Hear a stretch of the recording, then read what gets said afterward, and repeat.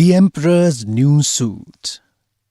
Many years ago lived an emperor who thought so much of new clothes that he spent all his money in order to obtain them.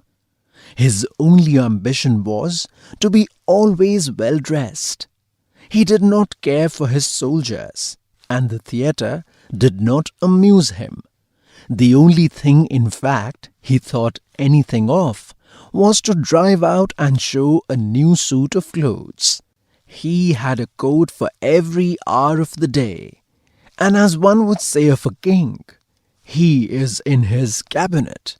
So one could say of him, the emperor is in his dressing room. The great city where he resided was very gay. Every day many strangers from all parts of the globe arrived. One day, two swindlers came to the city. They made people believe that they were weavers and declared they could manufacture the finest cloth to be imagined. Their colors and patterns, they said, were not only exceptionally beautiful, but the clothes made of their material possessed the wonderful quality of being invisible to any man who was unfit for his office or unpardonably stupid. That must be a wonderful cloth, thought the emperor. If I were to be dressed in a suit made of this cloth, I should be able to find out which men in my empire were unfit for their places, and I could distinguish the clever from the stupid. I must have this cloth woven for me without delay. And he gave a large sum of money to the swindlers in advance, that they should set to work without any loss of time. They set up two looms and pretended to be very hard at work, but they did nothing whatsoever on the looms. They asked for the finest silk and the most precious gold cloth. All they got, they did away with, and worked at the empty looms till late at night. I should very much like to know how they are getting on with the cloth, thought the emperor, but he felt rather uneasy when he remembered that he who was not fit for his office could not see it. Personally, he was of the opinion that he had nothing to fear. Yet, he thought it advisable to send somebody else first to see how matters stood. Everybody in the town knew what a remarkable quality the stuff possessed, and all were anxious to see how bad or stupid their neighbors were. I shall send my honest old minister to the weavers, thought the emperor. He can judge best how the stuff looks, for he is intelligent and nobody understands his office better than he. The good old minister went into the room where the swindlers sat before the empty looms. Heaven preserve us, he thought, and opened his eyes wide. I cannot see anything at all. But he did not say so. Both swindlers requested him to come near and asked him if he did not admire the exquisite pattern and the beautiful colors, pointing to the empty looms.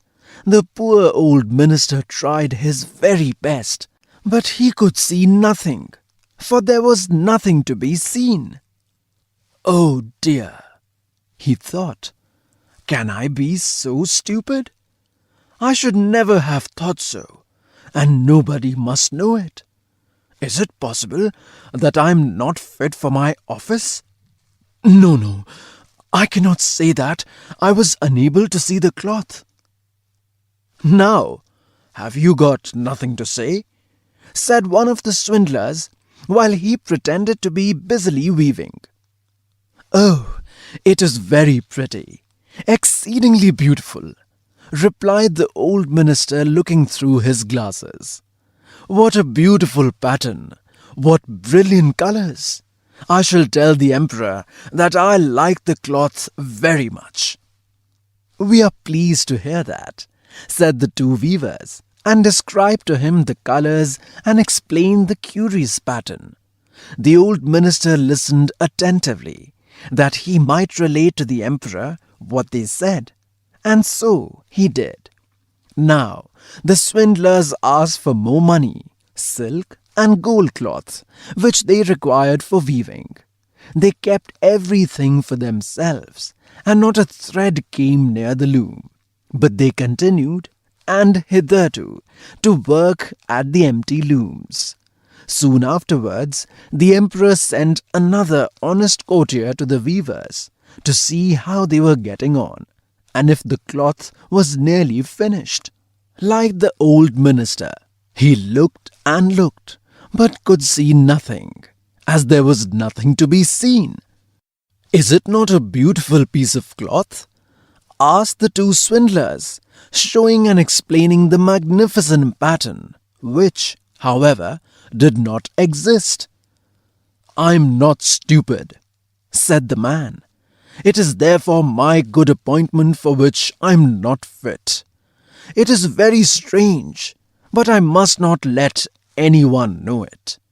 And he praised the cloth, which he did not see, and expressed his joy at the beautiful colors and the fine pattern. "It is very excellent," he said to the emperor. Everybody in the whole town talked about the precious cloth. At last, the emperor wished to see it himself while it was still on the loom. With a number of courtiers, including the two who had already been there, he went to the two clever swindlers, who now worked as hard as they could, but without using any thread. "Is it not magnificent?" said the two old statesmen who had been there before. "Your Majesty must admire the colors and the pattern." And then they pointed to the empty looms, for they imagined the others could see the cloth. "What is this?" thought the emperor. "I do not see anything at all. That is terrible. Am I stupid? Am I unfit to be an emperor? That would indeed be the most dreadful thing that could happen to me." "Really?"